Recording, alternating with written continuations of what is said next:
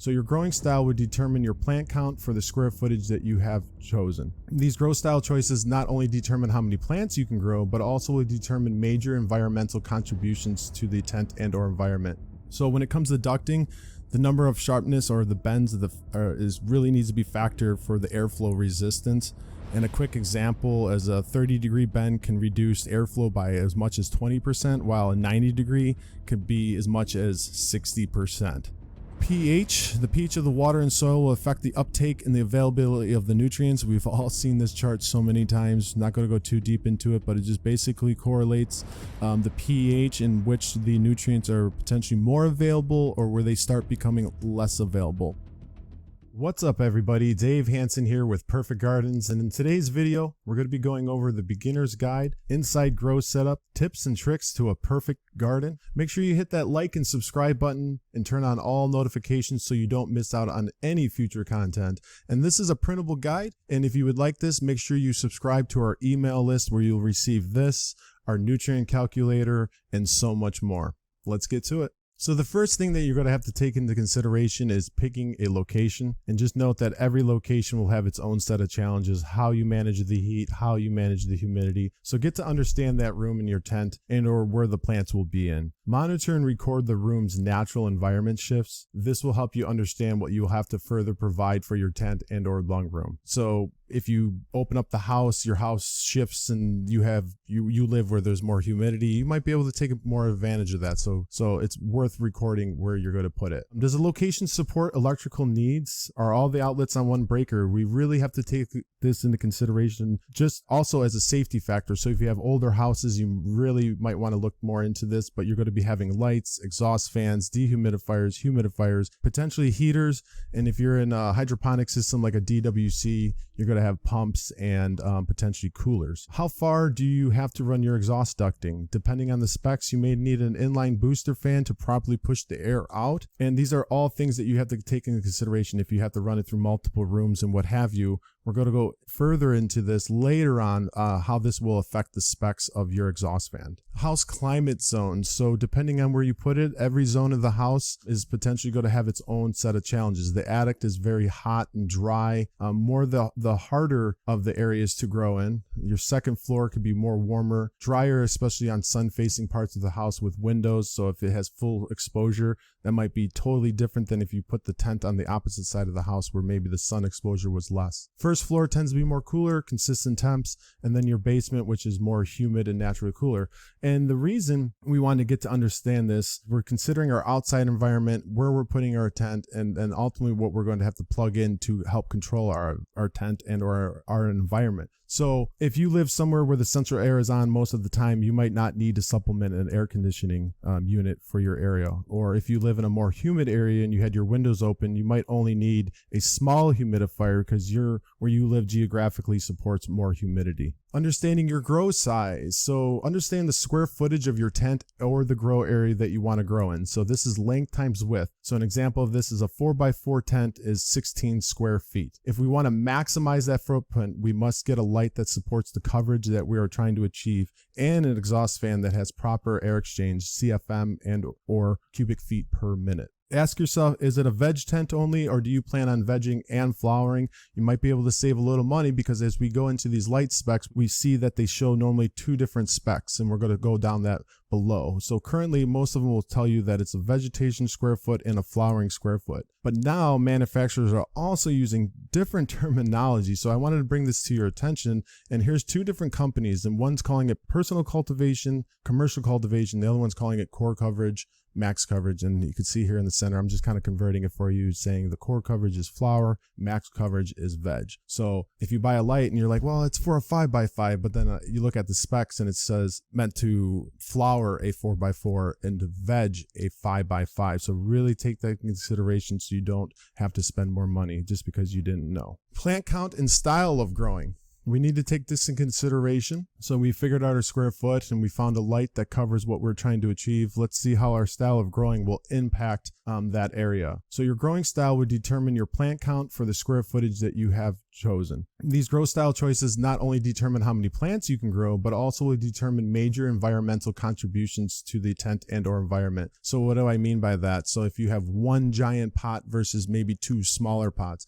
the amount of moisture that and the humidity that's potentially going to be putting into the environment when you water in or what have you. Or if you decide to maybe go to more of a soilless media, you don't need as of a pot. So we need to plan our style of growing, understand what we need to achieve to maximize that footprint. How long do you want to veg before flipping to flower? You know, if you want to train and scrog out, then you might have to do less plants because you're going to veg longer. You're going to fill that area with less plants. How many different cultivars do you want to grow in this tent? So often I see so many new growers, they want to do every strain under the sun, and then one stretching at one rate, another stretching at another rate. So you might want to consider, you know, if buying two lights, that way if one is growing faster than the others, then you can adjust your lights so you're not just stuck with one big 5x5 or 4x4 bar style light that doesn't suit your growing style needs.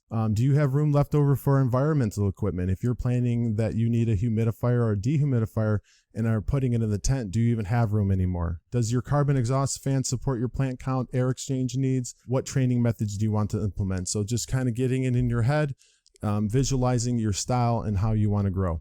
Light requirements. So now let's figure out what kind of light we need to maximize the square footage. Use the efficiency references. Here it's referenced as the rule of thumb below as your multiplier. So we're going to take our growing square foot by the efficiency watts per square foot. So kind of doing research, this seems to be a pretty good kind of rule of thumb to guide you. And basically a low efficiency light, you're going to take your square footage and multiply it by 50 to 60 watts, medium 30 to 40, and a high efficiency light 25 to 30. So you're taking your square footage, kind of determining like, hey, I got the Bad Mama light, you know, the newest bar style. I'll do 30 watts or whatever, 20 to 30 watts per square foot. So when we do this, a 2x2, you can see a low efficiency, you need 200 to 400, but when you go to the high efficiency, it's that much more efficient at providing the photons and energy consumption, and you only need 100 to 120 watts. But you can see as you get to the larger 4x4 tents, low efficiency lights, these would be your Amazon, really cheap ones, you need 800 to 960 watts. So it kind of becomes out of scale. But if you had a lot of them, and I see a lot of people with multiple Amazon lights, if you add it all up, they're probably pretty close. But this is a really good way to understand what size light you need for your square footage and what you're trying to achieve. This is a picture just kind of showing a 4x4 tent and a small light that's like, you know, it's meant for a 4x4, but it only flowers a 3x3. So we can see here the light penetration, we have our concentration in the center, but as we get to the outer edges, that the par levels get lower. So we're going to be less consistent. And then in here where we have proper coverage, we can see that it's full coverage. Now this could be just fine for a veg cycle, this tent right here, if that's all you wanted it for. The outer perimeter pars would be not ideal for the flowering. And what I mean by this is just a random, this is a HLG 300, 280 watt light. But we can see our concentration of photons in the center. And then as we get outwards, the par levels are lower and inconsistent. So this is why we're taking this into consideration, what we're trying to achieve. If it's for veg, man, you just saved yourself some money. You didn't need to buy this big light. Growing media and nutrient delivery. So this is also, you know, it's going to contribute to your environment, or how you and what you're going to need to control that environment. So even the nutrients and the methods for applying them will contribute to the growing environment. Consider the differences between growing medias and their water holding capacities. So just a brief outline, we have organic soils, pure peat moss, pure cocos. We have the medias that are mixed with maybe 50% peat moss and cocoa, what have you, rock wall, DWC, and pretty much everything else in between. So pot size and media type will add to the RH percent of the tent grow area, especially after heavy watering. So if you did a dry back and you're doing a full saturation and you're using maybe an organic soil, high in organic matter, you have a high holding water capacity, you're going to provide a higher percent of RH potentially into that environment. And then just nutrient deliveries, we have organic dry amendments, which are your fertilizers sourced from natural materials in nature. Comes in many reduced sizes and forms. You have soluble, you have solution grade, and then you have other parts that are larger form like eggshells or oyster shells. This does require biology to break down. Organic liquids, liquid fertilizers normally formed from extractions from plant and or mineral-based products, has organic certifications and or approvals for certified organics. Synthetics are man-made ionic compounds, can have very specific control over the nutrient delivery. So once again, if you're doing hydroponics and you're very trying to fine-tune your stuff, synthetics is the delivery methods for that. And then you have synganics, which is a blend of dry amendments, synthetic liquids. And for me, I view it from what I see in the community of how people practice it, it mostly favors organic methods, and they're using the synthetic side, very small amounts, just to give it what it needs while amendments are breaking down. Proper ventilation. I see so often we don't have proper ventilation, and it's very frustrating because it leads to so many other factors and a real domino effect inside the tent. So air exchange, we need to figure out our cubic footage. We figured out square footage, which was your length times width. Now we're figuring out the cubic footage of our grow area, which is length times width times height. So in this example, a 4x3 by 6 foot tent is 72 cubic feet. And I'm going to call this our base cubic feet. The exhaust fan manufacturer's specs will tell you how many cubic feet per minute or CFM of air exchange, but just note that these rates are affected by everything that you add to it. So the carbon filter, how many feet of ducting that you're running, if you need elbows and what have you. So we lose efficiency through these methods of how we have to get this air from one area to the other. So this next step is to increase your base CFM by your accessories efficiency percentages, which I'm going to show you in the next slide. So when it comes to ducting, the number of sharpness or the bends of the really needs to be factored for the airflow resistance. And a quick example is a 30-degree bend can reduce airflow by as much as 20%, while a 90-degree could be as much as 60%. And this is true across so many things. And it's like even sump pumps. If you're familiar with sump pumps, it might tell you 1,000 gallons per minute, but at zero head, meaning that it had no PVC, no nothing. So it's pretty much turning a pump on in the bucket. As soon as you add in a 10-foot stick of PVC, maybe a 90-degree bend to get it outside, you might have reduced that by 25 to 30%, and you might not be adequate for what you need. Same thing with these fans. So here we're just going to take our base CFM times our component factors. So here we're saying ducting is 20%, carbon filter 60%, a silencer. Some people use silencers, so that's 20%, and most LED lights and most lights are 50%. If you think less or vice versa, if you have halides and stuff and you think more, these multipliers are kind of somewhat flexible. So in this example, we take our 72, if you remember our base was 72 cubic feet, and then we just go to multiply it by 1.2, 1.6, 1.2, 1.5, and that equals 249 CFM. But in this example, let's say we're using a 4x4 by 6 foot tent, and we want to purchase a 4-inch exhaust fan. So I measured out, I know that I need to run my 10-foot piece of ducting, and then taking into consideration the reductions of efficiency from the previous slide, we can see that this 4x4 by 6 foot tent, which is 96 cubic feet, with all these reduction multipliers, it's 332 CFM. The AC Infinity Cloud 9 S4 is 205 CFM, and this is with nothing hooked up. So we can already see that this is potentially going to be a factor, and I would probably in this case go with the S6. So these are cases if you're finding that your tent is cycling where it's turning on to high and then low and then high, then low and then high, then low. One, you might have microclimates that are providing that, or you just don't have adequate airflow. So you don't have the proper air exchange. So it has to take it to the highest setting to take it out and then bring it back down. And then you just continue that cycle to where if you upgrade to like, let's say the S6, then you might be able to run it on a lower setting, but with a higher CFM and be that much more efficient. Clean water. We all know the importance of clean water for our health. It's no different than in our plants. So let's go over some key points. If you can, understand your water source and get it tested. There's different ways. Box stores do it for free. Sometimes it's 10 to 15 bucks. Know that your specific challenges and how you might have to treat it. What works for one person may not work for another. You see this so often, you hear this so often, like, well, this guy's used city water for 20 years. Why can't I? There's just so many factors, and if you don't test it, it's just pretty much just guessing, and there's so many different factors, from salts to different chemicals of how they treat it to what's going to buffer or affect your water. So what's in your water, like I just stated, will react with biology, media, and even the nutrients and how the water is pH. So what is in it buffering these the acids that you're using to pH down and what have you. You might have to use more to break those bonds to achieve that pH. You want the cleanest water possible with trace minerals.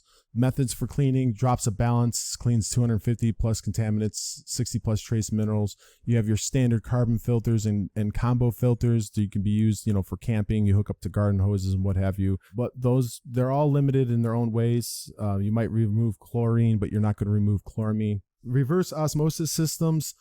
Just note that there's different ratios, and depending on your water's ppm, you might need a higher ratio. This method right here is by far the most wasteful, depending on how hard your water is. If you have really hard water, and you need like a 4-to-1 system, what this means is for every 4 gallons that you clean, you get 1 gallon. So you're dumping 4 to make 1. So these are taken into consideration when purchasing a reverse osmosis system. And then some people just fill up their a bucket with city water and gas it off. They might put an air stone.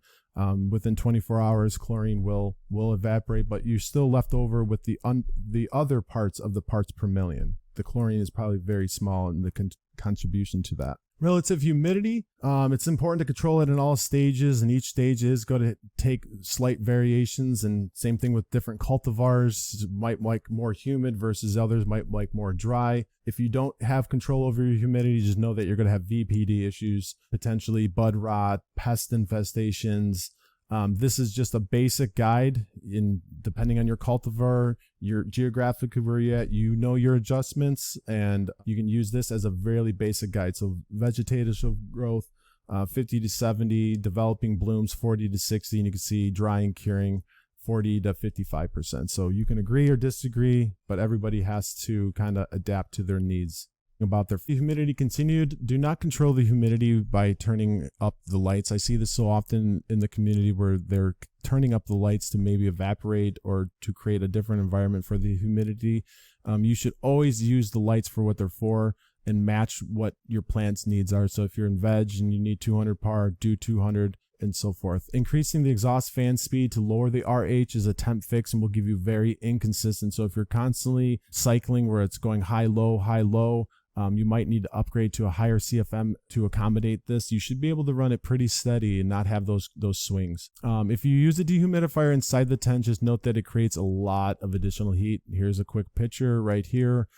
We have our evaporator coils. The refrigerant, which is under pressure, gets compressed and cooled, and then the water drips out. So just remember that you're either going to have to run a drain line to your drain in a basement or what have you, and or when it gets full, you're going to have to empty it. So if you're going through this a lot, you're going to have to purchase, a dehumidifier to fit your needs. Just note some of those cheaper box store ones floats fail and what have you, so you can potentially flood. So I always recommend putting like a saucer. A hot water heater saucer works just good underneath these appliances, just in case any spills. Humidifiers, these are ways that you're going to add moisture into the air, and they can come in both warm and cold mist. This is important to remember if you're putting it inside. You can create microclimates around the plants that are getting blasted by that mist. I see this so often where people will have pictures. I'm like, is there a humidifier? They'll send another picture, and sure enough, it's there. So your tent might be showing, 55, 58, 60% RH, but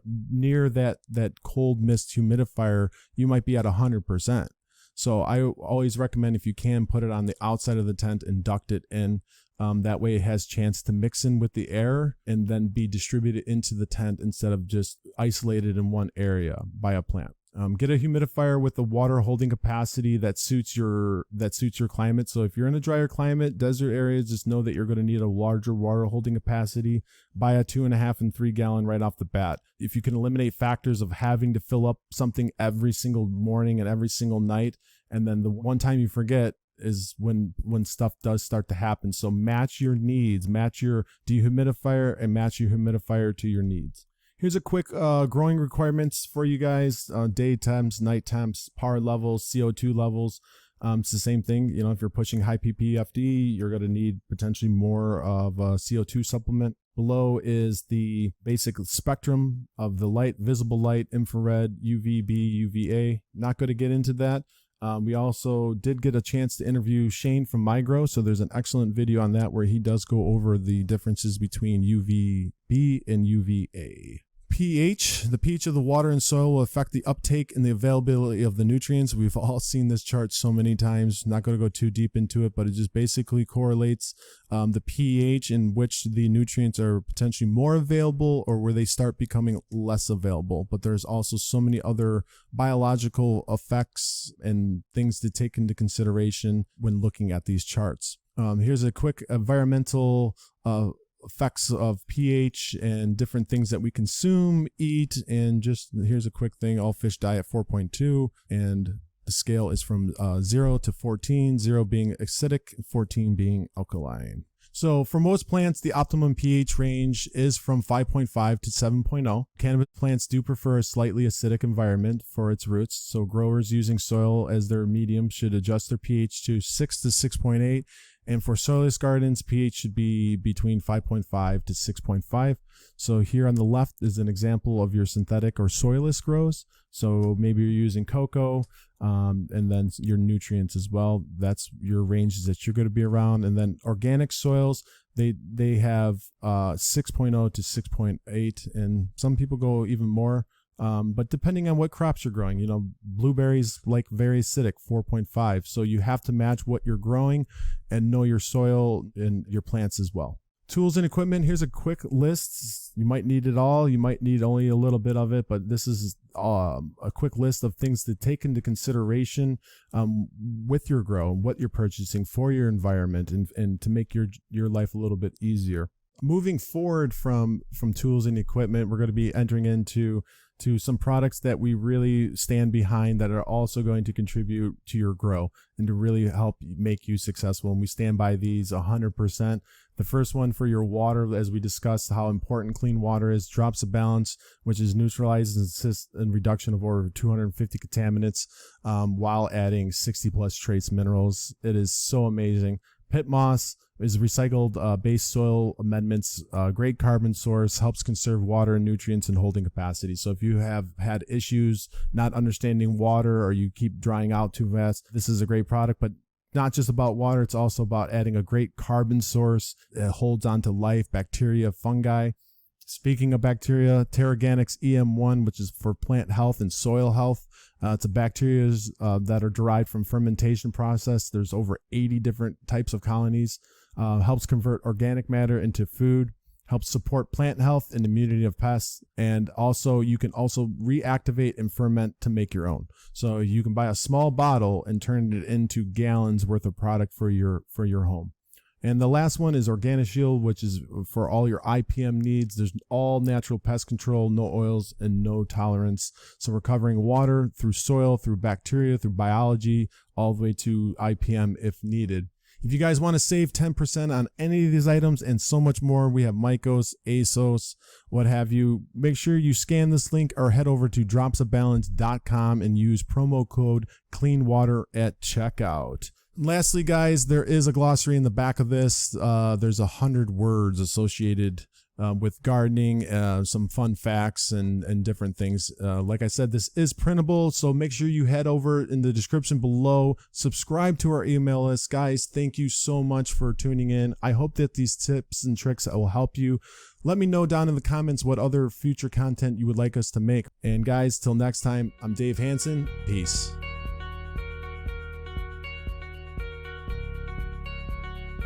Man, watering, in my opinion, is one of the most complicated processes involved in growing this plant. One of the biggest mistakes I see from new folks is either overwatering or underwatering. And they both have very similar signs. We know that underwatering and overwatering can often lead to droopy leaves.